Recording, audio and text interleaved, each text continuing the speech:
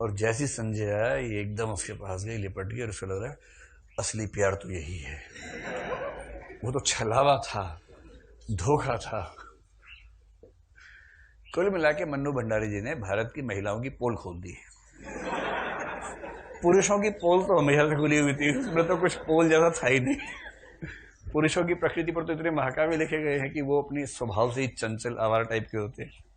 महिलाओं को लेकर गलत फहमी भारतीय समाज में रही है लंबे समय तक, कि एक बार जिसके बारे में भाव मन में आ गया उसके बाद सवाल ही नहीं किसी और के बारे में आ जाए।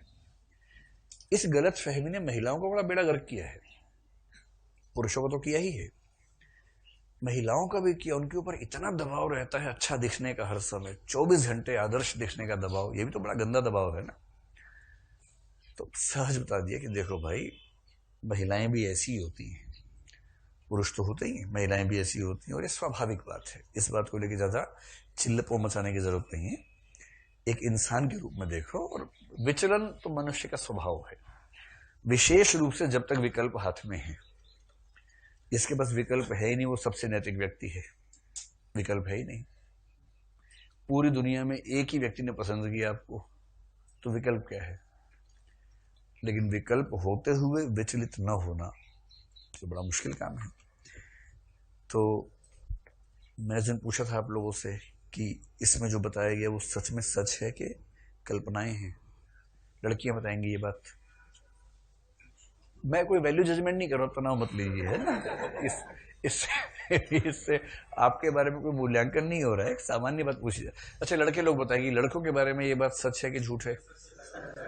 खुल के बोलते हैं सच है, कोई बात ही नहीं है, कहानी लिखने की जरूरत ही नहीं है। क्या कहानी क्या उपन्यास, तो शीशे की तरह साफ है, पूरी दुनिया को पता है। लेकिन लड़कियों में संकोच ज्यादा इसलिए क्योंकि समाज का दबाव, इसलिए कह भी नहीं पाती हैं। तो कह दीजिए कि झूठ लिखा है इस कहानी में, है? नहीं, झूठ नहीं लिखा है, वो सच भी नहीं लिखा है। सच लिखा है, हाँ देखिए वो बोल रही है, हाँ सच लिखा है, क्या करे। तो अच्छा समाज वो है जो इस बात को समझे कि सच ऐसा होता है, इस बात तनाव में। अब जैसे कल को आप लोग पति पत्नी बनेंगे या BF GF जो बोलते हैं वो बनेंगे ना, होंगे भी कुछ लोग, लेकिन उसमें ना थोड़ा सेंसिबल इंसान बनिएगा, जंगली बनने की जरूरत नहीं है। कई लोग जंगली हो जाते हैं कि नायक नायिका चल रहे हैं और नायक नायिका का चेहरा देख रहा है, कोई सामने स्मार्ट लड़का ऐसे देख रहा है, देख तो नहीं रही उसको,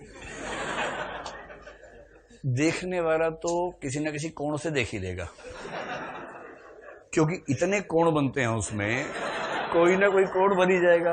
आप कितना देखेंगे भाई, है ना। अंत में सामान गिरा के देख लेगा पीछे मुड़ के, उसमें क्या दिक्कत है। ऐसी कई नायिकाएं भी बड़ी जज्बाती और जंगली किस्म की हो जाती हैं कि नायक, तुम्हारे पास फोन कैसे आ गया उस चुड़ैल का, फोन आया, उस चुड़ैल एक नंबर की डायन है वो ये सब क्या है कि अपना ही चरित्र चित्रण करवा रही है बेसिकली, और कुछ नहीं कर रही है। इससे कुछ नहीं होता है। बढ़िया रिश्ता ये होता है कि दोनों साथ में जा रहे हैं, नायक नायिका, सामने एक सुंदर सी कन्या आ गई, नायिका आ गई, तो नायिका बोले देख लो देख लो,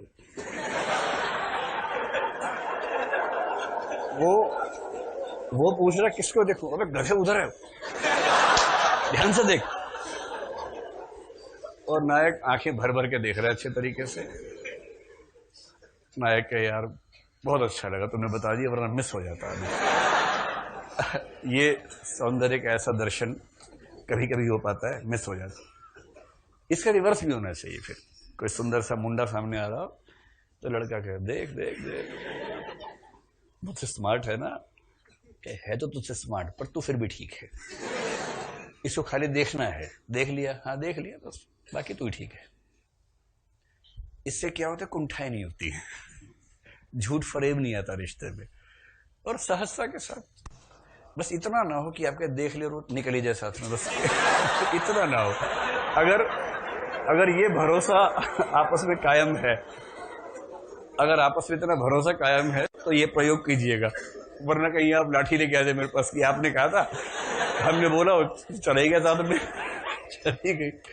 वो अपना टटोर लीजिएगा कि मतलब कौन कितना भरोसे का व्यक्ति है। उसके बाद खैर, इंटरव्यू केस स्टडीज पे बेस्ड होता है, सिचुएशंस पे बेस्ड होता है, और इंटरव्यू में अगर आपकी सिचुएशन हैंडलिंग ठीक है तो आप मान के चलिए कि एक बहुत शानदार स्कोर आप इंटरव्यू में ला सकते हैं।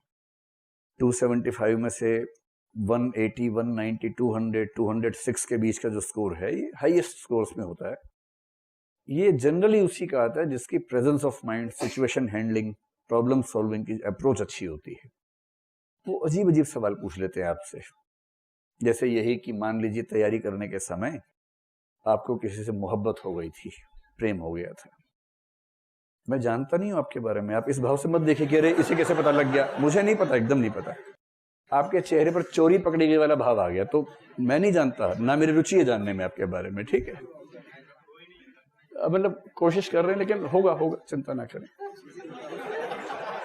तो मान लीजिए सवाल ऐसा पूछते हैं इंटरव्यू में, क्योंकि वो पूछते हैं कई बार इस तरह के सवाल कि आपकी शादी हो गई, नहीं हुई, क्यों नहीं हुई, 32 साल के हो गए, शादी क्यों नहीं की अब तक, प्रौढ़ विवाह क्यों करना चाहते हो। तो कई बच्चे बहुत सेफ आंसर इसमें लेके चलते हैं, क्योंकि बच्चों को पता है कि जहां कोई जवाब देंगे फंस जाएंगे, फिर 50 सवाल आएंगे। तो आजकल यूपीएससी के इंटरव्यू देने वाले बच्चों की सबसे सामान्य इस पे अप्रोच ये रहती है कि ऐसा जवाब दो कि अगला सवाल ना पूछे। क्या जवाब देते हैं कि सर मैं कहीं कमिटेड हूं, हमारी कमिटमेंट है कि नौकरी हो जाए फिर हम शादी करेंगे। ये सबसे सेफ आंसर है। इसके बाद जनरली वो कुछ नहीं पूछते। तो सब बच्चों ने ये याद कर रखा है कि जी मैं कमिटेड हूं, हमारी बात हो गई है, और उसके बाद बेशक कमिटमेंट हो न हो, आज तक बात हुई हो ना हुई हो, लेकिन वो जवाब आमतौर पे दे देते हैं। फिर वो उससे पूछते हैं कि अच्छा मान लीजिए आप कमिटेड हैं, तो अब अगला सवाल बता दीजिए। कोई बात नहीं, मान लीजिए कि आपका सिलेक्शन हो गया और उसके बाद आपने अपनी कमिटमेंट पूरी करने के लिए अपने घर में माता जी से बात की, पिताजी से बात की। इसमें माताएं ज्यादा बदनाम है बिना बात के, जबकि पिता भी कम नहीं होते हैं। पिता माता के माध्यम से काम करवाते हैं, लेकिन भूमिका बराबर की रहती है उनकी भी। तो जैसे ही आपने, मतलब मैं किसी लड़के को केंद्र में रख के बात कर रहा हूँ, इसका रिवर्स लड़कियों के केस में हो सकता है कि आपने जैसी अपनी माता जी से कहा, आपको उम्मीद थी कि माता जी मान जाएंगी, बचपन से बहुत प्रेम करती रही हैं आपको, आपकी हर जिद को मानती रही हैं, आपको भरोसा था कि एक आखिरी जिद भी मान ही लेंगी, ऐसा क्या है। लेकिन जैसे ही आपने कहा, वो क्रुद्ध हो गई, फुफकारती हुई उठी और उन्होंने बहुत गुस्से में कहा कि बेटा अगर ये तुमने बकवास की तो आज के बाद तुम्हारा मुझसे कोई संबंध नहीं, मेरा मरा मुंह देखोगे तुम। ऐसा डायलॉग मार दिया है माता जी ने, और सीरियसली, ऐसा नहीं कि प्यार मोहब्बत में कहा हो, सीरियसली कहा है। अब आपके होश फाख्ता हो गए। कितने कितने आपने वायदे कर रखे थे, 4 साल से डेली प्रॉमिस कर रहे थे, और जब जब उसने पूछा कि तुम्हारी मम्मी कैसी है, आपने कहा मम्मी बहुत ही उदार महिला है, इतनी उदार है कि आज तक उन्होंने कुछ कहा ही नहीं। वो तो पड़ोस में भी किसी का लव मैरिज जो समर्थन करती है सबका। तो इससे बच्चे ने अनुमान किया कि अपने घर में भी समर्थन करेंगे। वो ये भूल गया कि पड़ोस के घर में करना अलग बात होती है, अपने घर में करना अलग बात होती है। तो अब वो कह रहे हैं कि बेटा हुआ ये है कि वायदा आपने 4 साल में इतनी बार किया है कि आप गिल्ट फीलिंग से मर जाओगे अगर शादी नहीं करोगे तो। और माँ ने कह दिया कि बेटा अगर इससे शादी की तो मजाक नहीं कर रही हूं, मैं सच में मर जाऊंगी। और एक दिन वो कन्या आपके घर में आ गई है माँ से मिलने के लिए कि भाई ऐसी क्या बात हो गई, हमसे भी तो बात करो। और दोनों के बीच तू मैं ठीक से हो गई है, कहा सुनी ठीक से हो गई है। आप बीच में मूक दर्शक बन के बैठे हुए हैं, और आपके पड़ोस में आपके पापा बैठे हैं चुपचाप एकदम। अंत में नायिका ने कहा, नायिका समझ रहे हैं, हाँ, जो जिससे आपने वायदे कर रखे थे। अंत में नायिका ने कहा ऐसा है, लड़के का नाम कुछ भी सोच लीजिए, रमेश सुरेश कुछ भी कर लीजिए, ठीक है। क्या नाम रखें, सुरेश रख लें? लड़के का नाम पूछ रहा हूं भाई, दिमाग में ऐसा। चलो चलो चलो, ठीक है ठीक है ठीक है ठीक है, मान लीजिए कुछ भी, सुरेश नरेश महेश कुछ ही मान लीजिए, ठीक है। कोई XYZ नाम मान लेते हैं, ठीक है।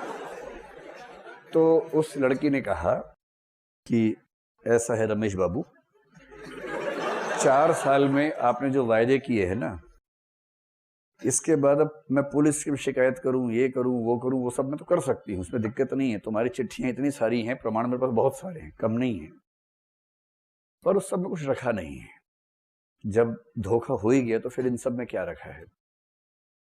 तो उसने कहा ऐसा है कि मैं अभी इसी क्षण आत्महत्या कर रही हूं, और वो सामान लेके आइए साथ में ही। समझ लीजिए, उसके पास मिट्टी का तेल, लाइटर, सब कुछ है, साथ में है। बैग में से निकाला और उसके पास मत आना। देखो, उसने कहा कि मेरे पास मत आना। वो करीब 5-6 फीट की दूरी पे है आपसे। उसने कहा हिलना मत वहां से। और उसने देखते ही देखते मिट्टी का तेल अपने ऊपर छिड़क लिया है और माचिस हाथ में है। हंसने की बात नहीं, सीरियस सिचुएशन है, थोड़ा सीरियसली समझो उस बात को पहले। और वो ठीक उस मूड में है कि अगर उसको नहीं रोक पाए तो वो आग लगा लेगी खुद को। ये सवाल पूछते हैं ये इसके इंटरव्यू में, इस तरह के सवाल, मतलब इतना विस्तार में नहीं, संक्षेप में पूछते हैं, लेकिन भाव यही रहता है। और जैसे ही आपकी माताजी ने देखा कि बेटा द्रवीभूत हो रहा है, द्रवित हो रहा है, बहकावे में आ रहा है, तो माँ किचन के अंदर गई, वो भी बोतल लेके आ गई। बोली बेटा फैसला करने से पहले यहां भी देख लो। और माँ ने भी मिट्टी का तेल छिड़क लिया है पूरा, और माचिस हाथ में है। अब आपको करना है फैसला। और तीसरी बोतल नहीं है, क्योंकि ऐसे में अधिकांश बच्चे बोलते हैं मैं खुद ही छिड़क लूंगा अपने ऊपर और मैं खुद ही मर जाऊंगा। वो ऑप्शन नहीं है। 2 ही बोतलें थी, वो खत्म हो गई हैं। 2 ही माचिस थी, पहले से ऑक्यूपाइड है वो, तीसरी माचिस नहीं है, या लाइटर, जो भी आप अच्छा समझे, 2 ही थे। अब आपको फैसला करना है। दोनों तरफ से अल्टीमेटम है, 20 सेकंड में फैसला करो, नहीं तो मैं गई, नहीं तो मैं गई। और 20 सेकंड चुप रहे तो दोनों गई। चौथा ऑप्शन नहीं है। तो आप सोच रहे हैं कि मैं सही जवाब आपको देने वाला हूं। मैं कोई जवाब नहीं देने वाला हूं। मैं केवल आपके अंदर आग पैदा कर रहा हूं समझने की कि एथिक्स क्या करता है, एथिक्स में किस तरह की समस्याओं को झेलना पड़ता है। ये सब इंटरव्यू में होता है।